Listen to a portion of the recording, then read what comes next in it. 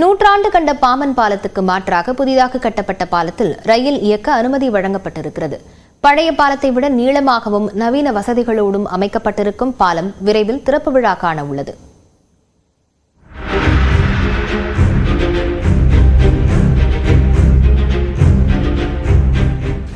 நடுக்கடலில் பிரம்மாண்டமாக காட்சியளிக்கும் இதுதான் இந்தியாவின் அடுத்த நூறாண்டின் பொறியியல் பொக்கிஷமாக அமையவுள்ள புதிய பாம்பன் பாலம். ராமநாதபுரம் மாவட்ட மண்டபம் தீபகற்பத்தையும் ராமேஸ்வரம் தீவையும் இணைக்கும் வகையில் 1914ஆம் ஆண்டு கட்டப்பட்ட பாம்பன் பாலம் பொறியியல் அதிசயமாக பார்க்கப்பட்டது. இந்த பாலம் 100 ஆண்டுகளை கடந்த நிலையில் மேம்படுத்தப்பட்ட வசதிகளுடன் நவீன தொழில்நுட்பத்தில் புதிய பாலம் கட்ட மத்திய அரசு முடிவு செய்தது. 2019ஆம் ஆண்டு நவம்பரில் பிரதமர் நரேந்திர மோடி அடிக்கல் நாட்டியதை அடுத்து 550 கோடி ரூபாய் மதிப்பீட்டில் 4 ஆண்டுகளில் புதிய பாலம் கட்டி முடிக்கப்பட்டது. பழைய பாம்பன் பாலம் 2.3 கிலோமீட்டர் இருக்கும் நிலையில் புதிய பாலம் 2.1 கிலோமீட்டருக்கு அமைக்கப்பட்டுள்ளது. மொத்தம் 333 தூண்கள் கடலில் இறக்கப்பட்டு ஒவ்வொரு தூணும் கடலுக்கு அடியில் 36 முதல் 38 மீட்டர் ஆழம் வரை கான்கிரீட் கலவைகளால் வலுவாக அமைக்கப்பட்டுள்ளன.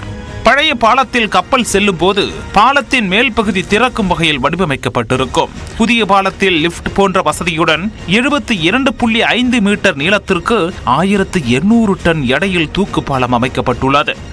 கப்பல் வரும்போது பழைய பாலத்தை மேலே உயர்த்த 16 ஊழியர்கள் 20 நிமிடம் அளவுக்கு வேலை செய்ய வேண்டியிருந்த நிலையில் புதிய பாலம் இயந்திரம் மூலமாக 3 நிமிடத்திலேயே 17 மீட்டர் அளவுக்கு உயர்த்தப்படுகிறது. 5 முறைக்கு மேல் சோதனை ஓட்டம் நடைபெற்ற நிலையில் பாலத்தின் மீது 75 கிலோமீட்டர் வேகத்திலும் தூக்குப்பாலம் மீது 50 கிலோமீட்டர் வேகத்திலும் ரயிலை இயக்க அனுமதித்திருப்பதாக தெரிவிக்கப்பட்டுள்ளது. எல்லா வரைக்கும் முடிஞ்சு போச்சு.